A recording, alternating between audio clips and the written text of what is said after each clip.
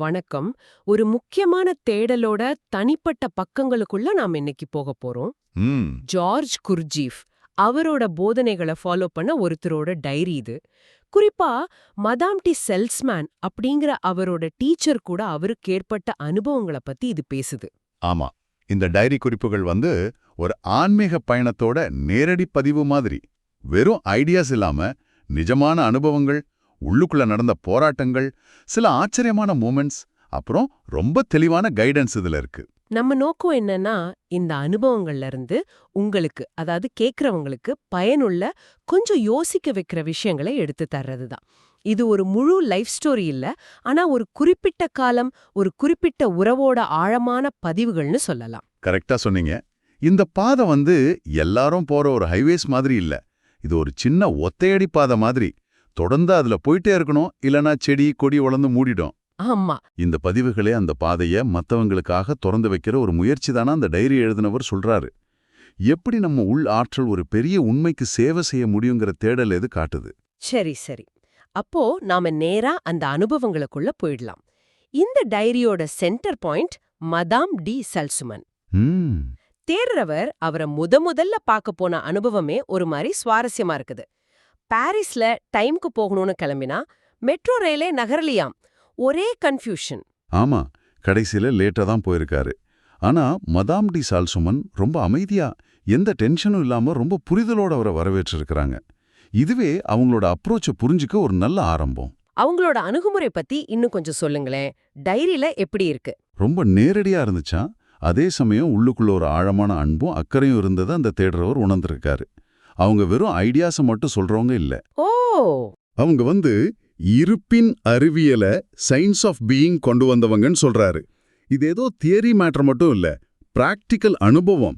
எல்லாரையும் ஏத்துக்கிற மாதிரி ரொம்ப இயல்பா இருந்தாங்கன்னு சொல்றாரு. இயல்பா இருந்தது அது ஒரு முக்கியமான பாயிண்ட். ஏன்னா அவர் ஜெய கிருஷ்ணமூர்த்தியோட ஒப்பிடுறாரு இல்லையா? ஆமா, கிருஷ்ணமூர்த்தி ரொம்ப தூய்மையா ஒரு புனிதர் மாதிரி தெரிஞ்சாராம். ஆனா குர்ஜீஃப் போதனையில நல்லது கெட்டது எல்லாம் உண்டு, பிசாசு கூட. ஓ, அப்படியா? அதனால மதாம் டி சால்ஸ்மான் ரொம்ப இயல்பா ஒரு மனுஷங்க மாதிரி, நம்மள மாதிரி ஒருத்தரா நெருக்கமா இருந்ததா சொல்றாரு. இந்த ஒப்பீடு என்ன சொல்ல வருது? இது ஒரு இன்ட்ரெஸ்டிங்கான வேறுபாடு தான். ஆமா, மதாம் டி சால்ஸ்மானே கிருஷ்ணமூர்த்தியோட அந்த உள் சுதந்திரத்தை பாராட்டினதா டைரியில இருக்கு. ஆனா அதே நேரம் குர்ஜீஃப் கிட்ட ஒரு இருப்பின் அறிவியல் இருக்குன்னு அவங்க வேறுபடுத்தி காட்டுறாங்க. ஓ, மிஸ்டர் குர்ஜீஃப் இருப்பின் அறிவியலை கொண்டு வந்தார்னு அவங்க தெளிவா சொல்றது இந்த போதனையோட ஸ்பெஷாலிட்டியை காட்டுது. அதாவது உள் சுதந்திரம் முக்கியம்தான், ஆனா அதை அடையறதுக்கு ஒரு பிராக்டிக்கல் சயின்ஸ், ஒரு வழிமுறை குர்ஜீஃப் கிட்ட இருந்துச்சுன்னு சொல்ற மாதிரி இருக்கு. அந்த இருப்பின் அறிவியல் அப்படிங்கிறது நடைமுறை சார்ந்ததா இருக்கிறதால தான் மதாம் டி சல்ஸ்மான் அவ்வளோ இயல்பா இருந்தாங்களா? இருக்கலாம். அவங்க தன்னை ஒருபோதும் ஒரு பெரிய ஆளா காட்டிக்கிட்டதே இல்ல. அவங்களோட தாராள குணம், கைமோ கவனம், எனர்ஜி எல்லாத்தையும் கொடுக்கறதுல அது டைரியில திரும்ப திரும்ப வருது. ஒரு தடவை லஞ்சுக்கு அப்புறம் அவங்க சிகரெட் பத்த வச்சிருக்காங்க. தேடுறவர் குடிக்க மறுத்தப்போ ஒரு குறும்பு சிரிப்போட, உங்க பலவீனம் என்ன மோன்சியர்னு கேட்டிருக்காங்க. இது அவங்களோட அந்த மனித தன்மைய, பாசாங்கள் இல்லாத நேச்சரை, ஒரு ஹியூமரை காட்டுதில்ல? நிச்சயமா. அது அவங்களை இன்னும் பக்கத்துல உணர வைக்குது. சரி, இந்த போதனையோட மையமான பயிற்சிக்கு வருவோம். ஆற்றல்களை இணைக்கிறது பத்தி பேசப்படுது. மனசோட ஆற்றல், உடம்போட ஆற்றல். இது கொஞ்சம் விளக்க முடியுமா? இதுதான் இந்த போதனையோட ஹார்ட்டே சொல்லலாம். மதாம் டி சால்ஸ்மேன் இது விடாம வலியுறுத்துறாங்க. மனசோட அந்த உயிர் ஆற்றல், அதாவது ஹையர் எனர்ஜி, அப்புறம் உடம்போட அந்த உயிராற்றல், வைட்டல் எனர்ஜி, இது ரெண்டையும் இணைக்கணும். அதுதான் கோல். உங்க உடல் உங்களுக்கு மட்டும் சொந்தமானது அல்ல. Your body is not only yours அப்படின்னு அவங்க ஒரு தடவை சொன்னது தேடுறவருக்கு ஒரு ஜென்கோன் மாதிரி, ஒரு புதிர் மாதிரி இருந்திருக்கு. ரொம்ப ஆழமா யோசிக்க வேண்டிய, அனுபவத்துல உணர வேண்டிய ஒரு விஷயம் அது. கேட்கவே ரொம்ப டீப்பா இருக்கு. உங்க உடல் உங்களுக்கு மட்டும் சொந்தம் அல்ல, அப்போ யாருக்கு சொந்தம்? இதை எப்படி பிராக்டிக்கலா செய்யறது? அதுக்கு உணர்வு அப்புறம் கவனம் ரொம்ப முக்கியம்னு மதாம் டி சால்ஸ்மான் சொல்றாங்க. முதல்ல உடம்போட உணர்வுகளை அறியணும். சரி. உடல் முழுக்க ஒரு வைப்ரன்சி இருக்கிறத உணரணும். ஆனா அது மட்டும் பத்தாது, அதை மனசோட உயர் ஆற்றலோட கனெக்ட் பண்ணணும். இதுக்கு மனசு ரொம்ப ஆழமான அமைதி நிலையில இருக்கணும். ஓஹோ. சாதாரண மனசு முழுசா அமைதியா இருக்கணும். அப்போதான் உயர் மனசு உடம்போட தொடர்பு கொள்ள முடியும்னு அவங்க விளக்குறதா டைரியில இருக்கு. சாதாரண மனசோட அமைதி, அதுவே பெரிய சேலஞ்ச் ஆச்சே. இதுக்கு வேற ஏதாவது டெக்னிக்ஸ் இருக்கா? இருக்கு. அவங்க செயல்திறன் மிக்க கவனம், ஆக்டிவ் அட்டென்ஷன் தேவைன்னு சொல்றாங்க. இது வெறும் கான்சென்ட்ரேஷன் இல்ல. Active attention? ஆமா, ஆக்டிவ் அட்டென்ஷன். இது ஒரு விழிப்பான உள்ள வாங்கிக்கிற மாதிரி ஒரு கவனம். இது புக்க படிச்சு வராது. நேரடி புலனுணர்வு, டைரக்ட் பெர்செப்ஷன் மூலமா தான் முடியும். வெறும் யோசனைகள் பத்தாது, அதை ஃபீல் பண்ணணும்னு சொல்றாங்க. குர்ஜீஃப் உருவாக்குன அசைவுகள், மூமெண்ட்ஸ் இதுக்கு ரொம்ப ஹெல்ப் பண்ணணும். ஒருத்தர் தன்னோட இருப்பு நிலையை உணர்ந்து இந்த 2 ஆற்றல்களையும் இணைக்க அது சப்போர்ட் பண்ணணும்னு சொல்றாங்க. இது ஒரு தொடர்ச்சியான முயற்சி தேவைப்படுற பயிற்சி. இங்க ஒரு சுவாரஸ்யமான அனுபவம் இருக்கு. ஒரு குரூப் மீட்டிங்ல தேடுறவர் மதாம் டி சால்ஸ்மானே தன் உள்ளுக்குள்ள இருக்கிற மாதிரி ஒரு ஆழமான உணர்வை பெறாரு. அது எப்படி முடியும்னு கேட்டப்போ மதாம் டி சால்ஸ்மான், அதுதான் உண்மையான கேட்டல், அந்த அனுபவத்துல நம்ம ஒருத்தருக்கு ஒருத்தர் ஆடிடுறோம், தனித்தனியா இருந்தாலும்னு விளக்குறாங்க. இது லாஜிக்கலா இல்லையே? உண்மைதான். தேடுறவரும் அப்படிதான் ஃபீல் பண்ணியிருக்கிறாரு. அவர் இது எப்படி சாத்தியம்னு திரும்ப கேட்டப்போ மதாம் டி சால்ஸ்மான், நீங்க எல்லாத்தையும் உங்க தலையால தெரிஞ்சுக்க விரும்புறீங்க, ஏன்னா நீங்க அதைத்தான் அதிகமா நம்புறீங்கன்னு பதில் சொல்லியிருக்காங்க. ஆஹா. இது அனுபவத்தோட முக்கியத்துவத்தை, அறிவுக்கு அப்பாற்பட்ட புரிதலோட சாத்தியத்தை வலியுறுத்துது. நம்ம தர்க்க மனசை தாண்டி போக வேண்டிய அவசியத்தை காட்டுது. இது ஒரு அழகான டீச்சிங் மெத்தட். அனுபவம் வழியாவே புரிய வைக்கிறது. ஆனா இந்த தேடல்ல போராட்டங்களும் இருந்திருக்குமே. டைரி அத பத்தியும் பேசுதா? ஓ நிச்சயமா. தேடுறவர் தன்னோட ஓன் ஸ்ட்ரகிள்ஸ ரொம்ப ஓபனா பதிவு செய்றாரு. முக்கியத்துவம் தேடுற குணம், அதாவது தன்னை ஒரு இம்பார்ட்டன்ட் ஆளா காட்டிக்கிறது, அப்புறம் செயலற்ற தன்மை, பாசிவிட்டி, பயம், கவலை, மனசுல ஓயாம ஓடுற எண்ணங்கள், டர்னிங் தாட்ஸ், இது எல்லாத்தையும் அவர் ஃபேஸ் பண்றாரு. ஒரு தடவை நான் ஏன் முக்கியமானவனா இருக்கணும்னு இவ்ளோ நினைக்கிறேன்னு மதாம் டி சால்ஸ்மான் கிட்ட நேர்லயும் கேக்குறாரு. இது நம்மள பல பேர் நம்பகிட்டயே கேக்குற கேள்விதான். இதுக்கு மதாம் டி சால்ஸ்மான் என்ன பதில் சொன்னாங்க? இது ஈகோ சம்பந்தப்பட்டதா? ரொம்ப ஆழமான ஒரு விளக்கத்தை தராங்க. அவங்க சொல்றாங்க, உயர் ஆற்றலோட நமக்கு கனெக்ஷன் இல்லாதப்போ நம்மால மத்தவங்க மேல ஒரு உண்மையான ஆழமான இம்பாக்ட் ஏற்படுத்த முடியாது. அதனால வேற வழிகள்ல, வெளிப்படையான வழிகள்ல அந்த தாக்கத்தை ஏற்படுத்த முயற்சி பண்றோம். பாசாங்கு செஞ்சு, பெருமை பேசி, இல்லனா பொய்யான அடக்கத்தை காட்டி. ஓ, புரியுது. அதாவது உண்மையான நான், அந்த ஆழமான சென்டர் எழும்பாதப்போ அகந்தை, ஈகோ அந்த இடத்த புடிச்சுக்குது. அந்த அகந்தை தான் முக்கியத்துவத்தை தேடுது. அப்போ இந்த அகந்தையை எதிர்த்து சண்டை போடணுமா? அங்கதான் ஒரு சின்ன ட்விஸ்ட். மதாம் டி சால்ஸ்மான் சொல்றாங்க, நான் இருக்கிற வரைக்கும் அகந்தைய பத்தி கவலைப்படாதீங்க. உண்மையான நான் விழிப்படையும் போது அகந்தை தானாவே பவர் இழந்து முக்கியமில்லாம போயிடும். நான் சேவை செய்ய விரும்புது, அகந்தை விரும்புறதில்ல. ஆஹா.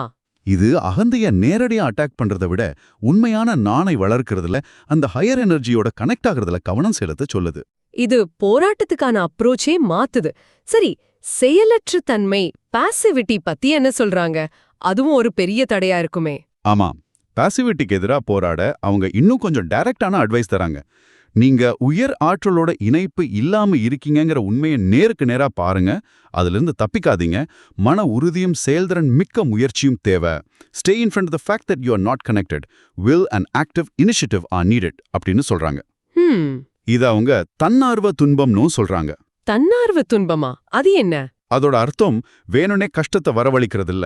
மாறா தன்னோட போதாமைய, தன்னோட இயலாமைய, அந்த கனெக்ஷன் இல்லாத ஸ்டேட்டை நேருக்கு நேரா சந்திச்சு அதுக்காக உண்மையா வருத்தப்படுறது. பொய்யா இல்ல, உண்மையா. சரி. இது ஒரு ஆக்டிவான நிலை, சும்மா சோகத்துல மூழ்கிறது இல்ல. இந்த உண்மையை ஃபேஸ் பண்ற தைரியம்தான் மாற்றத்துக்கான ஸ்டெப்னு சொல்றாங்க. சில சமயம் நம்ம உடல் தேவைக்கு அதிகமா சுகத்தை தேடும்போது அதை கண்ட்ரோல் பண்ணவும் சொல்றாங்க. தேவைப்பட்டா உங்களுக்கு நீங்களே சில பனிஷ்மெண்ட் கொடுத்துக்குங்க, இல்ல சில இன்பங்களை தவிர்த்துடுங்கன்னு சொல்றதும் இந்த செல்ஃப் கண்ட்ரோலோட ஒரு பார்ட்டா இருக்கலாம். இது கொஞ்சம் கஷ்டமா தோணுது. ஒரு பக்கம் முயற்சி தேவைங்கிறீங்க, இன்னொரு பக்கம் மதாம் டி சால்ஸ்மான் விட்டுடுறத பத்தியும் பேசுற மாதிரி தெரியுதே. இது ஒரு கான்ட்ராடிக்ஷன் இல்லையா? இது ஒரு முக்கியமான கேள்வி. அந்த தேடுறவருக்கும் இதே குழப்பம் இருந்திருக்கு. இந்த பாதையில இது ஒரு ரொம்ப நுட்பமான பாயிண்ட். முயற்சி தேவைதான், ஆனா அது அகந்தையோட பிடிவாதமான முயற்சியா இருக்கக்கூடாது. சரி. மாறுற புள்ளி ரொம்ப நுட்பமானது. அகந்தை முயற்சி செய்யுது, அப்புறம் ஒரு ஸ்டேஜில் அந்த அகந்தை செயலற்றதா இருக்கணும். அதாவது நாம சரியான டைரக்ஷன்ல முயற்சி செய்யணும், ஆனா அதோட ரிசல்ட்டை இல்லைன்னா விளைவை ஹையர் பவர் கிட்ட விட்டுட தயாரா இருக்கணும். தேடுறவர் இதை எப்படி புரிஞ்சுக்கிட்டார்? குர்ஜீஃப், உஸ்பென்ஸ்கி மாதிரி ஆளுங்க முயற்சியை செலுத்தும் சூப்பர் எஃபர்ட்டை வலியுறுத்தினதா படிச்சிருக்கோம். ஆனா மதாம் டி சால்ஸ்மான் கிடைக்க பெறுதல், பீயிங் அவைலபிள், விட்டு விடுதல் இதையெல்லாம் அதிகமா சொல்றாங்களா? தேடறவர் இத மிஷல் டி செல்ஸ்மான் கிட்ட, மதாம் டி செல்ஸ்மானோட பையன் கேட்டப்போ அவர் உஸ்பன்ஸ்கியோட அப்ரோச் ஆரம்ப நிலைக்கு ஓகே, ஆனா ஒரு ஸ்டேஜுக்கு மேல ரிசப்டிவ் அட்டென்ஷன் தேவைன்னு சொன்னதா சொல்றாரு. ஓஹோ. சோ ரெண்டுமே தேவைங்கிறது தான் பதில் மாதிரி தெரியுது. ஆரம்பத்துல தடைகளை உடைக்க நல்ல முயற்சி தேவைப்படலாம். ஆனா ஹையர் எனர்ஜியை ரிசீவ் பண்ண ஒரு மாதிரி ஆக்டிவ் ரிசப்டிவிட்டி, அதாவது செயல்திறன் மிக்க ஏற்றுக்கொள்ளல் நிலைக்கு போகணும். இது சும்மா சோம்பேறியா இருக்கிறது இல்ல, மாறா விழிப்புணர்வோட ஓப்பன் மைண்டோட ஹையர் எனர்ஜிக்கு வழிவிடுறது. அகந்தையோட முயற்சியும் ஒரு ஸ்டேஜ் வரைக்கும் தேவை, ஆனா அதுவே ஃபைனல் இல்ல. இந்த முயற்சி, இந்த தேடல் எல்லாம் எதுக்காக? சும்மா பர்சனல் இம்ப்ரூவ்மெண்ட்டுக்காக மட்டும்தானா? இல்ல, மதாம் டி சால்ஸ்மான் இங்க ஒரு பெரிய பிக்சரை காட்டுறாங்க. இது வெறும் சுயநலத்துக்கான தேடல் இல்ல. மனுஷங்க ரெண்டு நிலைகளுக்கு நடுவுல, உயர்நிலைக்கும் கீழ்நிலைக்கும் ஒரு பாலமா இருக்காங்க. கீழ்நிலையில உலகத்துல ஒரு வேலையை செய்ய, உயர்நிலையிலிருந்து ஆற்றலை வாங்கணும்னு அவங்க சொல்றதா டைரியில இருக்கு. ஓ. இன்னும் ஆழமா, நம்ம வேலை பூமிக்கு தேவைப்படலாம், நாம உணர்வு பூர்வமா வேலை செய்யறது மூலியமா பூமிக்கு சேவை செய்ய முடியும்னு அவங்க சொல்றாங்க. இது நம்ம பர்சனல் தேடலுக்கு ஒரு காஸ்மிக் இம்பார்ட்டன்ஸையும் ஒரு சேவ மனப்பான்மையும் தருது. இது ரொம்ப ஆழமான பார்வை. நம்ம தனிப்பட்ட ஆன்மீக தேடல் பிரபஞ்சத்தோட கனெக்ட் ஆனதுங்கிறது. இந்த இயல்பான பாசாங்கில்லாத தன்மைக்கு இன்னொரு உதாரணமும் டைரியில இருக்குதே, குர்ஜீஃபோட அபார்ட்மெண்ட் பத்தி. ஆமா, அதுவும் மதாம் டி செல்ஸ்மானோட அப்ரோச் அழகா காட்டுது. குர்ஜீஃப் இருந்த பிறகு சிலர் அவரோட அபார்ட்மெண்ட்ல நிறைய புக்ஸை அடுக்கி வச்சு அவர் ஒரு பெரிய ஸ்காலரா காட்ட ட்ரை பண்ணியிருக்காங்க. அதை பார்த்த மதாம் டி செல்ஸ்மான் அவர் அங்க வச்சிருந்தது புக்ஸ் இல்ல, உண்மையான உணவுன்னு சொல்லியிருக்காங்க. ஹா. இது குர்ஜியஃபோட அந்த பிராக்டிக்கல் ஞானத்தையும் வாழ்க்கையோட பேசிக் விஷயங்களுக்கு அவர் கொடுத்த முக்கியத்துவத்தையும் காட்டுது. வெறும் புத்தக அறிவை விட உண்மையான அனுபவத்துக்கும் வாழ்க்கையோட ரியாலிட்டிக்கும் இம்பார்ட்டன்ஸ் கொடுக்கணுங்கிறத இது காட்டுது. இது வெறும் மாரல் கோட் ஃபாலோ பண்ற பாதை இல்ல, இது இருப்பின் அறிவியல். இந்த டைரியில தேடுறவர் பெற்ற நேரடி அனுபவங்கள் நிறைய பதியப்பட்டிருக்கு. மதாம் டி சல்ஸ்மான் முன்னிலையில அவர் என்ன ஃபீல் பண்ணதா சொல்றாரு? பல ஆழமான அனுபவங்கள் இருக்கு.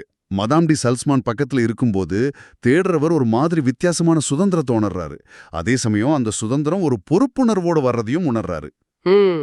உயர்நிலையில இருக்கிற ஒருத்தர் பக்கத்துல இருக்கிறதால எப்படி வேணா நடந்துக்க முடியாதுங்கிறதையும் உணரலாரு.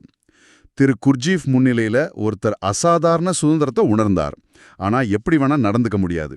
ஒருத்தர் அவர்கிட்ட இருக்கிற உயர்நிலைய எப்பவும் உணர்ந்துகிட்டே இருந்தார்னு மதாம் டி சல்ஸ்மான் சொன்னதை தேடுறவர் ஞாபகப்படுத்துறாரு. இது மதாம் டி சல்ஸ்மானுக்கும் பொருந்தும் தெரியுது. டீச்சரோட அந்த ஷார்ப் பார்வை பத்தியும் குறிப்புகள் இருக்கா? ஓ, நிறையவே. தேடுறவர் மெடிடேஷன்ல உட்கார்ந்துருக்கும் போது மனசளவுல அமைதியா இல்லாததை அவங்க கவனிச்சு சொல்றது, தேடுறவருக்கு ஸ்ப்ரிங் சீசன் அலர்ஜியால இருமல் வந்தப்போ யாரும் கேட்கறதுக்கு முன்னாடியே இது டென்ஷன் இல்ல, இது ஸ்ப்ரிங் டைம்னு அவங்க தானாவே சொல்றது. அடேங்கப்பா. இதெல்லாம் டீச்சர்ஸ் ஸ்டூடெண்ட்ஸோட உள்நிலையை எந்த அளவுக்கு தெரிஞ்சுக்க முடியும்னு காட்டுது. அவங்கள ஏமாத்துறது கஷ்டம்னு தேடுறவர் உணர்றாரு. அந்த நிறுத்து பயிற்சி அனுபவம் பத்தி கொஞ்சம் சொல்லுங்க. அது ரொம்ப பவர்ஃபுல்லா தோணுது. ஆமா, அது ரொம்ப டைரக்ட். தேடுறவர் ஏதோ பேசிட்டு இருக்கும்போதே மடாம் டி சால்ஸ்மான் சடனா உரத்த சத்தத்துல நிறுத்துன்னு சொல்றாங்க. அந்த செகண்ட்ல தேடுறவர் எந்த போஸ்ட்ல இருந்தாரோ, body posture, mind state, face expression, கையோட மூவ்மெண்ட் அப்படியே ஃப்ரீஸ் ஆயிடுறாரு. Oh my God. இது அவருக்கு தன்னை பத்தி ஒரு தீவிரமான, மறக்க முடியாத நேரடியான பதிவை ஏற்படுத்தியிருக்கு. அந்த எண்ண ஓட்டத்திலிருந்து வெளியே அந்த நிமிஷத்துல தன் அப்படியே பார்க்குற ஒரு சான்ஸ் அது. கேட்கவே ஒரு மாதிரி ஷாக்கிங்கா இருக்கு. சரி, டைரியோட கடைசி கட்டங்கள்ல மடாம் டி சால்ஸ்மானோட கடைசி சந்திப்புகள் பத்தின பதிவுகள் எப்படி இருக்கு? அது ரொம்ப எமோஷனலாவும் அதே சமயம் ரொம்ப டீப்பாவும் ரெக்கார்ட் ஆயிருக்கு.